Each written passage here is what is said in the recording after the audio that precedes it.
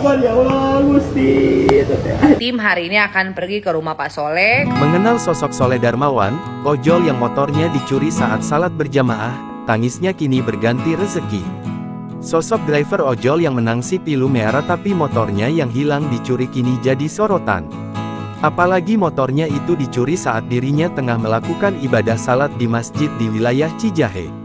Belakangan diketahui sosok driver ojol tersebut bernama Soleh Darmawan. Adapun motor Soleh Darmawan yang dicuri adalah motor Honda Vario merah bernomor polisi F5604 AAC. Selepas video Soleh viral, atensi publik banyak tertuju pada sang driver ojol untuk memberikan donasi. Hingga didengar salah satu sosok ternama di Bogor, Yusinta Ningsih Syarif. Akhirnya, Yusinta berhasil menghubungi Pak Soleh sang driver ojol viral. Jadi tim hari ini akan pergi ke rumah Pak Soleh, kemudian bertemu beliau dan insya Allah besok kita akan lihat live di TikTok besok jam 7 malam setelah Isya, pertemuan antara saya dan Pak Soleh.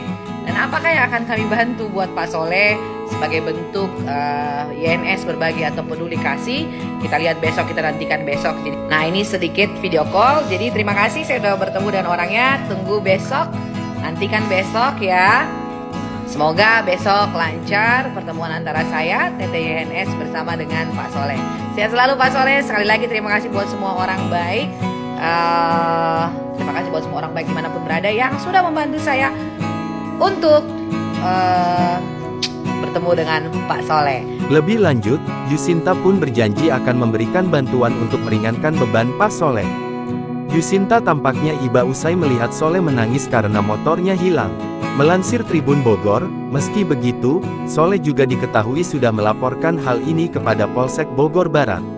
Sudah saya buat laporan. Kenapa saya buat laporan? Karena saya takut motor itu dipakai macam-macam, tambahnya. Soleh mengatakan motor ini merupakan kendaraan satu-satunya yang ia gunakan untuk mencari nafkah dan mendulang rezeki. Itu motor pribadi saya gak kredit.